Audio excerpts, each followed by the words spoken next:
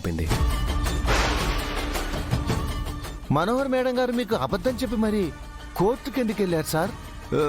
అసలు ఆవిడకి అక్కడ పనేముంది? అదే తెలుసుకోవాలి రాతోడు. మనోహరి మన దగ్గర ఏదో దాస్తుంది. అది తెలియకుండా ఉండడానికి అబద్ధాలు చెప్తుంది. సార్, అబద్ధం చెప్తున్నారని తెలిసి ఇంకా ఆలోచిస్తూ కూర్చోవడం ఎందుకు సార్? వెళ్ళి నిజం చెప్పమని గట్టిగా అడుగుదాం సార్.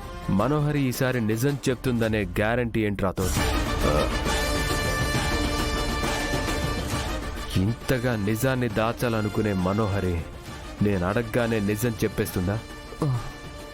అందుకే మనోహరిని అడిగే ముందు అసలు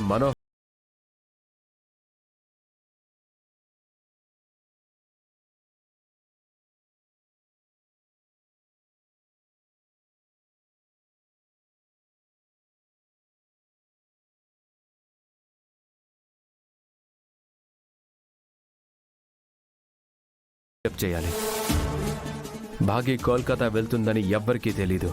అలాంటిది అక్కడ తన మీద అటాక్ చేయించగలిగారంటే ఎవరో ఫ్యామిలీని క్లోజ్గా వాచ్ చేస్తున్నారు. ఒకసారి నన్ను నమ్మి నా చెయ్యి పట్టుకున్న ఆరుని నేను కాపాడుకోలేకపోయాను. ఈసారి ఆ తప్పు జరగనివ్వను. బాగీ మీద అటాక్ చేసిన ఏ ఒక్కరిని వదిలిపెట్టను. మీ గురించి పూర్తిగా తెలియక ఆట మొదలు పెట్టారు సార్. ఇప్పుడు మీరు మొదలు పెట్టబోయే వేట నుంచి ఎవరు తప్పించుకోలేరు సార్. సరే, వెళ్ళి రెస్ట్ తీసుకురాదు.